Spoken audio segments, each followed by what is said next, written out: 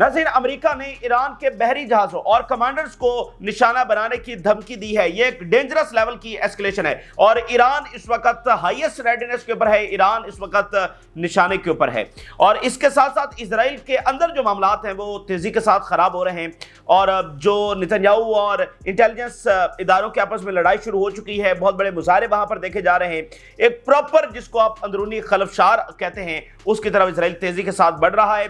वहां चीन और जापान के दरमियान कशीदगी देखी जा रही है। चीन और ताइवान के मामले के ऊपर जापान और अमेरिका, फिलिपाइन ये वहां पर मुदाखलत कर रहे हैं और चीन की जानिब से बड़ा सख्त रद्द-ए-अमल सामने आ रहा है। तो साउथ चाइना सी में बेसिकली अगर हम देखें तो तमाम दुनिया के फ्रंट्स के ऊपर हमें एस्केलेशन नजर आ रही है। जो दबे हुए मामलात हैं वो भी दोबारा से भड़क रहे हैं और नए मामलात भी, नए फ्रंट्स भी। यहां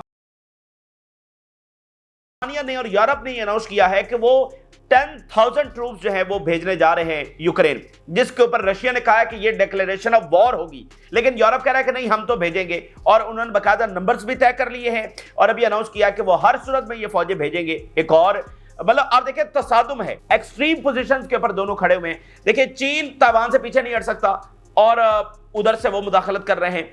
यहां फलस्तीन से किस तौर पर रेजिस्टेंस पीछे हट नहीं सकती और वहां जो है वो यूरोप कह रहा है कि हम यूक्रेन से पीछे नहीं हट सकते और रशिया के लिए ये सर्वाइवल का मामला है। करसक के अंदर नाज़रीन ये हुआ है कि रशिया ने मुकम्मल तौर पर वो इलाका दोबारा से हासिल कर लिया है। रशिया का इलाका जो इन्वेड हुआ था दोबारा से रशिया ने उसका कंट्रोल मुकम्मल हासिल कर लिया और इंतहाई डिजास्टर, एक इबरतनाक शिकस्त, खौफनाक लड़ाई। 68,000 यूक्रेनियन फोर्सेस जो वहां पर जानो से गई, 68,000 मतलब एक रेडिकुलस ऑपरेशन किया गया और उसका नतीजा 68,000 जानों की सूरत में निकला। तो बड़ी आप कह लें कि बेरहम और खौफनाक लड़ाई जब वहां पर देखी गई है तो रशिया ने वो कंट्रोल हासिल कर लिया है। अमेरिका के अंदर भी हमें एक नजर आ रहा है कि डिवीजन और इख्तलाफात वहां पर शदीद हो रहे हैं। एक तो फलस्तीनी हिमायती जो स्टूडेंट्स हैं जिन्होंने मुजाहरों के अंदर हिस्सा लिया, उनके डिपोर्टेशन का सिलसिला शुरू हो चुका है। कुछ और शख्सियात को जो है वो वहां से डिपोर्ट किया जा रहा है और अदालती हुक्म की खिलाफवर्जी करते हुए वहां से डिपोर्ट किया जा रहा है और ट्रंप और बाइडेन आपस में वहां पर आमने सामने आ चुके हैं। यानी ये भी पहली बार हो रहा है कि वहां के जो सुदूर हैं वो आमने सामने एक पॉलिटिकल लड़ाई के अंदर आ चुके हैं, जैसे तीसरी दुनिया के मालिक के अंदर होता है, यही इस वक्त अमेरिका के अंदर हो रहा है। तो हर तरफ हमें बेचैनी नजर आ रही है, हमें कशीदगी नजर आ रही है, हमें वोलेटाइल सिचुएशन नजर आ रही है, हमें तसादुम नजर आ रहा है और किसी एक नुक्ते के ऊपर सब इकट्ठे होते हुए अमन की बात करते हुए इस वक्त नजर नहीं आ रहे। क्योंकि देखिए फलस्तीन अमन का प्रपोजल दे रहा है, ईरान अमन का प्रपोजल दे रहा है, चाइना रशिया वो बात कर रहे हैं, लेकिन दूसरी तरफ की जो ताकतें हैं वो इसको किसी तौर पर मानने के लिए तैयार नहीं है। यानी इजराइल आप देखिए मिडिल ईस्ट में वो किसी भी तरह के मुज़ाकरात करने के लिए तैयार नहीं है। वो सिर्फ ये चाहता है कि उसकी हेजेमनी मिडिल ईस्ट के ऊपर रहे, वो यहां का पुलिसमैन बनकर रहे और सब उसके गुलाम बनकर रहे। ये कौन सी स्ट्रेटजी है मुझे बताइए, दुनिया के किस खित्ते में ये चल सकती है? तो वो किसी भी तरह की बामानी मुज़ाकरात के लिए तैयार ही नहीं है, तो आप उसके होते हुए अमन कैसे करेंगे? तो ये इसलिए पूरी दुनिया जो है ना, आप देखें ईस्ट से आप शुरू करें और वेस्ट तक चले जाएं, मशरिक से मगरिब तक आपको जगह जगह ये नए फ्रंट्स और दबे हुए मामला दोबारा से भड़कते हुए जो है नजर आ रहे हैं। सबसे पहले हम जरा आगाज ईरान से करते हैं। ईरान वो वाहिद इस्लामी मुल्क है जो इस वक्त सबसे ज्यादा निशाने के ऊपर है अमेरिका के, इजराइल के, वेस्ट के और सबसे फ्रंट लाइन के ऊपर इस वक्त ईरान जो है सामना कर रहा है। और जितने थ्रेट्स का ईरान को सामना रहा है और अभी भी है, जिस तरह से वो सर्वाइव कर रहा है, ये भी गैर मामूली बात है।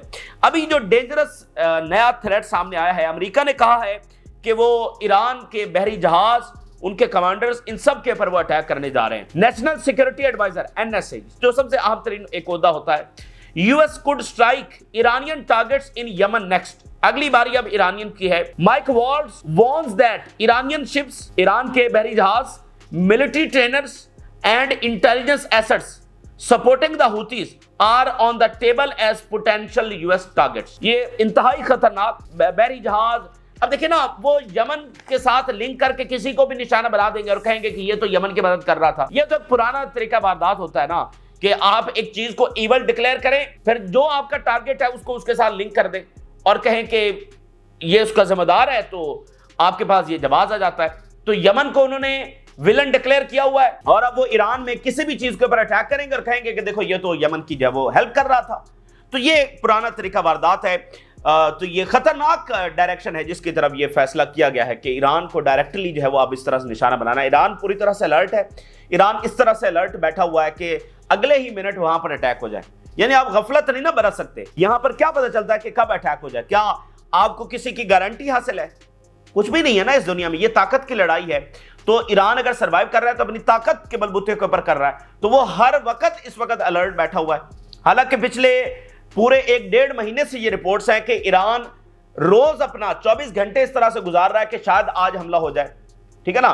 लेकिन अब तो वैसे भी नेक्स्ट लेवल के मामला जो है वो जा चुके हैं। तो देखते हैं कि ये फ्रंट जो है वो किस तरफ लीड करता है। इसी दरमियान इजराइल के अंदर जो मामला हैं वो तेजी के साथ सिविल वॉर की तरफ जा रहे हैं और जो बॉइलिंग पॉइंट पर सूरत हाल थी वो एक्सप्लोड हो रही है, बाकायदा एक्सप्लोड हो रही है। और जो शिनबेत और नेतन्याहू आमने सामने आ चुके हैं और मैसिव प्रोटेस्ट नेतन्याहू के खिलाफ हो रहे हैं, शिनबेत के हक के अंदर हो रहे हैं। फॉर्मर सिक्योरिटी ऑफिशियल्स वो नेतन्याहू के खिलाफ आ चुके हैं और पूरी जो शिनबेत एजेंसी है, मतलब मोसाद के बाद दूसरी सबसे बड़ी एजेंसी है, वो बतौर एजेंसी नेतन्याहू के खिलाफ आ गई है कि तुम जो है वो हमारे चीफ को नहीं हटा सकते। तो ये वो अंजाम है जिसकी तरफ इजराइल तेजी के साथ बढ़ रहा है। जरा देखिए, if Ronen Bar is actually fired we will become a state where loyalty to the leader. Civil war क्या होती है कि वो खुद कह रहा है, ये कौन है? ये फॉर्मर शिनबेत चीफ है। वो कह रहा है कि अगर फायर किया गया तो हम एक ऐसी रियासत बन जाएंगे जिसमें जो लॉयल्टी है टुवर्ड्स स्टेट नहीं होती बल्कि टुवर्ड्स लीडर हो जाती है। खाना जंगी में यही होता है ना कि आप अपने अपने जो सरबराह है उसके साथ खड़े हो जाते हैं, स्टेट के साथ खड़े नहीं होते, कॉन्स्टिट्यूशन के साथ खड़े नहीं होते।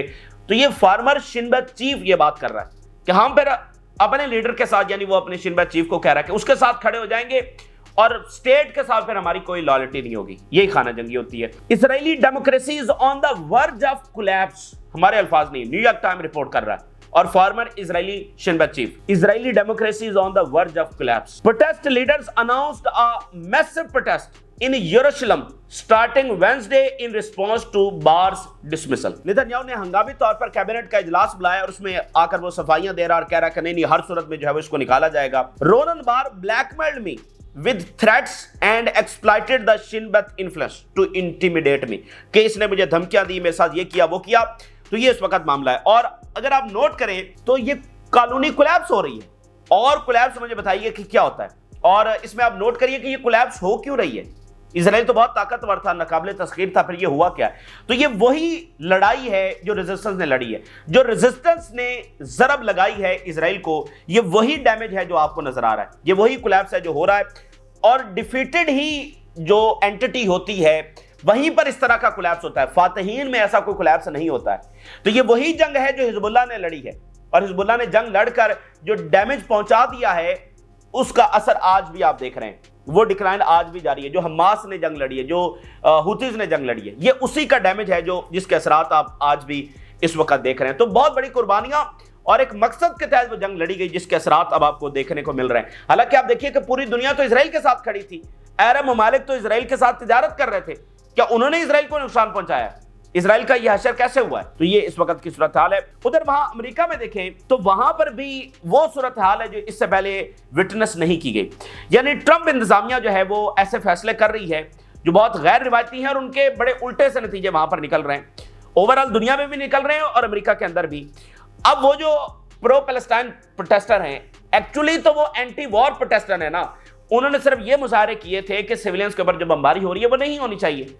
अब जनाब वहां पर मजीद गिरफ्तारियां हो रही हैं। एक और बड़ी अहम शख्सियत है, उनको डिपोर्ट बाकायदा तौर पर कर दिया गया। उनका नाम आयशा है, ये डॉक्टर हैं, इनका आबाई ताल्लुक जो है वो लेबनान से है और इनको बाकायदा इस वक्त डिपोर्ट कर दिया गया है।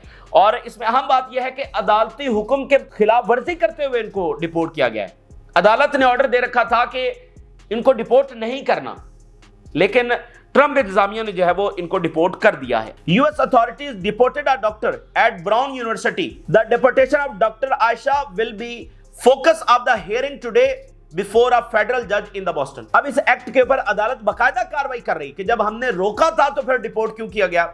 जज orders Trump administration to explain the deportation of Rhode Island doctor. जज पूछ रहे हैं कि आपके पास क्या एक्सप्लेनेशन है कि आपने जो है वो डिपोर्ट किया है।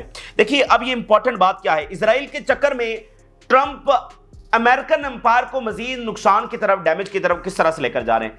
यमन पर जंग छेड़कर उसके असरात आप देख लीजिए। और ये देखिए ये कितना इंपॉर्टेंट मामला है, अदालतों की खिलाफ वर्जी करना। ये कोई तीसरी दुनिया का मुल्क नहीं है, ये अमेरिका है, ये कोई मामूली बात नहीं है। देखिए पूरी दुनिया से बिलियनियर्स, मिलियनियर्स बड़े धड़ल्ले के साथ अमेरिका में इन्वेस्टमेंट्स करते हैं, बाकी कारोबार करते हैं, लोग वहां पर जाते हैं। किस गारंटी के तहत जाते हैं? ये ऐसी इन्वेस्टमेंट जो है वो बाकी दुनिया में क्यों नहीं होती, सिर्फ अमेरिका में क्यों होती है? तो वो इस गारंटी के ऊपर होती हैं कि अदालतें बैठी हुई हैं, यहां पर रूल ऑफ लॉ है, यहां पर नाइंसाफी नहीं हो सकती, अदालतों को जो है वो कोई इन्फ्लुएंस नहीं कर सकता, अदालत की खिलाफवर्जी नहीं हो सकती। ये आप देखिए किसी भी सोसाइटी का, किसी भी एम्पायर का, किसी भी ताकतवर तरीन मुल्क का ये बुनियादी कुलिया है। आप चर्चिल की वो बड़ी जो मारूफ मिसाल दी जाती है, उससे पूछा कि हम वर्ल्ड वॉर जीत जाएंगे, तो उसने कहा था क्या अदालतें इंसाफ दे रही हैं? तो उन्होंने कहा जी दे रही हैं, तो हम जीत जाएंगे। ये अदालतों का इंसाफ देना, रूल ऑफ लॉ होना, ये कोई ऐसे ही कोई फिलोसॉफिकल बात नहीं है, ये प्रैक्टिकल बात है। अगर आपके यहाँ रूल ऑफ लॉ ही नहीं है तो आप नहीं, आपका एम्पायर नहीं चल सकता, आप वो ताकतवर बन ही नहीं सकते। तो अब इस वक्त सूरत हाल देखिए कि अमेरिकी सदर की तो ऑलरेडी वैल्यू नहीं रही है। यानी यूरोप कह रहा है कि हमारा ये मुआहदा हुआ था, बाकी दुनिया कह रही है कि हमारा तो अमेरिका से ये मुआहदा हुआ था, और ट्रंप कह रहे हैं कि नहीं वो तो पिछलों से हुआ था, वो तो बाइडन था, वो ओबामा था, वो फलाना था। जैसे ज़ेलेंस्की ने भी कहा कि वो थे तो आप ही के प्रेसिडेंट, हमारे तो नहीं थे, अमेरिका के प्रेसिडेंट थे। लेकिन ट्रंप कह रहा है कि वो सारा नल एंड वाइड हो चुका है, जो पहले मुआहदे हुए, हम किस चीज के ऊपर एग्री नहीं करते। ठीक है, वो तो सारे थे ही अजीबोगरीब से सदर, और हम उनको मानते नहीं, उनके फैसले सब गलत थे। तो अमेरिकी सदर के ऊपर तो ऑलरेडी ट्रस्ट उठ गया ना। क्या इसमें यह नहीं होगा कि अमेरिका से बात हुई है तो वो 10 साल बाद भी वही बात रहेगी? कोई नया सदर आकर कह सकता है नहीं नहीं ये तो पिछले सदर से बात हुई थी, अमेरिका से तो बात नहीं हुई थी, जैसे तीसरी दुनिया के मालिक में होता है। तो वो तो गारंटीज खत्म हो गई। अब जो बात बची थी अदालतों के ऊपर, अगर उनको भी इस तरह से रिजेक्ट किया जा रहा है तो ये कोई मामूली चीज नहीं है। सिर्फ मैं इसलिए इस बात को एक्सप्लेन कर रहा हूं कि इजराइल के चक्कर में ट्रंप साहब जो हैं वो अमेरिकन एम्पायर जो ऑलरेडी डिक्लाइन की तरफ है उसको मजीद डैमेज कर रहे हैं। फिर एक और फ्रंट देखिए जो अंदर खुला हुआ है। अभी ट्रंप ने कुछ ही देर पहले ये ट्वीट किया है कि बाइडन ने जिन जिन लोगों को पार्डन किया, यानी जिन जिन लोगों को माफ किया, जिसमें उसका अपना बेटा भी शामिल है और बहुत सारे और लोग शामिल हैं, उसको उसने कैंसिल कर दिया, उसको नल एंड वॉइड करार दे दिया कि कोई उसके जो ऑर्डर हैं उसको नहीं माना जाएगा। जिनको माफ किया गया था वो अब दोबारा से उनको गिरफ्तार किया जाएगा, इन्वेस्टिगेट किया जाएगा। और फिर उसने ये भी बताया है कि जो मेरे घर के ऊपर रेड पड़ी थी और मेरे खिलाफ जो सारा मामला होता रहा उसका भी जो है वो हिसाब किताब लिया जाएगा। तो वो बाकायदा जो होती है ना पॉलिटिशियंस की आपस में लड़ाई, तो वो अमेरिका में वो भी शुरू हो गई है बाइडन के खिलाफ। देखें बाइडन अपने बेटे को माफ करके गया हुआ है, वो भी उसने नल एंड वाइड करार दे दिया है। तो आप देखें कितने डायमेंशंस हैं अमेरिका के अंदर, कितने लेवल के डायमेंशंस हैं, और फिर दुनिया में कितने बड़े वाकयात हो रहे हैं। तो क्या इस सब में कितनी देर तक ट्रंप जब इजराइल के साथ खड़े हो सकते हैं?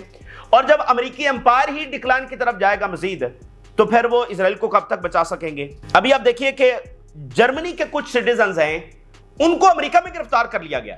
हम ईरान की बात नहीं कर रहे हैं, हम नॉर्थ कोरिया की बात नहीं कर रहे हैं, हम चाइना की बात नहीं कर रहे हैं, हम जर्मनी की बात कर रहे हैं। यानी वो बयानात, वो लड़ाई बाकायदा दुश्मनी के अंदर इस वक्त तब्दील हो रही है। New York Time, German tourist detained for weeks then deported from US. अब इसमें वो कह रहे हैं कि ये जो सारी कार्रवाई हुई है जर्मन टूरिस्ट के खिलाफ, ये ट्रंप के उस बॉर्डर क्रैकडाउन के तहत हुई है। और treatment of two tourist who say they try to enter United States legally, और वो कह रहे हैं कि इनके साथ अच्छा ट्रीटमेंट नहीं किया गया, हालांकि वो लीगली आए थे, वीजा लेकर आए थे। और भाई जर्मनी है, ठीक है, कोई मतलब यमन से लोग नहीं गए हुए थे, कोई युगांडा से लोग नहीं गए हुए थे, जर्मनी से गए हुए थे, टूरिस्ट थे और लीगली वो गए। और वो कह रहे हैं कि उनको जब बाकायदा डिपोर्ट कर दिया गया, उनको पहले डिटेन किया गया। तो जर्मनी का स्टेटमेंट आया है कि हम जो इसको मॉनिटर कर रहे हैं, क्लोजली देख रहे हैं, बाकायदा दुश्मनी। ठीक है, तो मुझे बताइए ऐसी दुनिया में एक तो ट्रंप आइसोलेशन में जाकर दोबारा कैसे अमेरिकी एम्पायर को मजबूत करेंगे और ताकतवर बनाएंगे, जो वो कहते हैं मेक अमेरिका ग्रेट अगेन।